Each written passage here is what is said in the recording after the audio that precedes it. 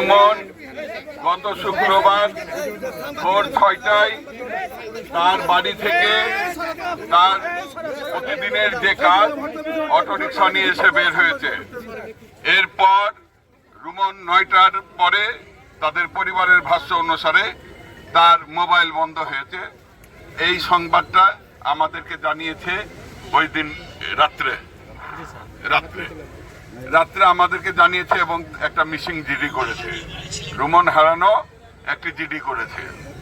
আমি জিডি পাওয়ার পর আমার থানার একটি দল নিয়ে আমি নিজে অভিযানে নামি। এটা রুমন পরিবার জানে। রুমন পরিবারের বাবা আছে, কই আসেন, আপনি সামনে আসেন। রুমন পরিবার জানে, তার বাবা জানে, তার পরিবারের সদস্যরা জানে, এর সঙ্গে সংশ্লিষ্ট যারা ছিল প্রত্যেকেই জানে। আমরা একজন তথ্যের ভিত্তিতে একজনকে গ্রেপ্তার করেছি। গ্রেপ্তারের পর তার কাছ থেকে বিভিন্নভাবে তথ্য নেওয়ার চেষ্টা আমরা চালিয়ে গেছি।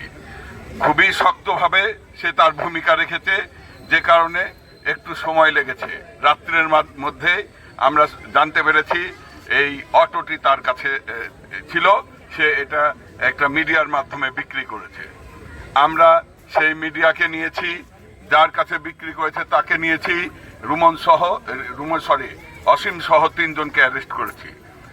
এরপরে আমরা অটোরিকশা উদ্ধার করেছি। অসীমের দেয়া তথ্য অনুসারে একজন অজ্ঞাত ব্যক্তি, যার নাম ঠিকানা এখনো পাওয়া যায়নি, সেই ব্যক্তি এখন রুমন তার সঙ্গে ছিল।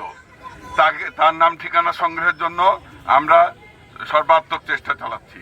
একটি মামলা হয়েছে, অপহরণ মামলা এবং উদ্ধার মামলা। তাদেরকে জেল হাজতে প্রেরণ করা হয়েছে, আদালতে সুপর্দ করা হয়েছে, রিমান্ডের আবেদন করা হয়েছে। রিমান্ডে নিয়ে এসে প্রয়োজনীয় ব্যবস্থা নেওয়া হবে। এটা কোনো বড় ইস্যু না, দলীয় ইস্যু না। মায়া দরদ প্রত্যেকের আছে, আপনাদের যেমন আছে আমাদেরও আছে। আইনের প্রতি শ্রদ্ধাশীল থাকতে হবে সবাইকে। আমরা আমাদের দায়িত্ব পালন করেছি, আমরা আমাদের দায়িত্ব পালনে সুচারুভাবে দায়িত্ব পালনে তৎপর রয়েছি। রুমন উদ্ধারের জন্য আমাদের তৎপরতা অব্যাহত আছে।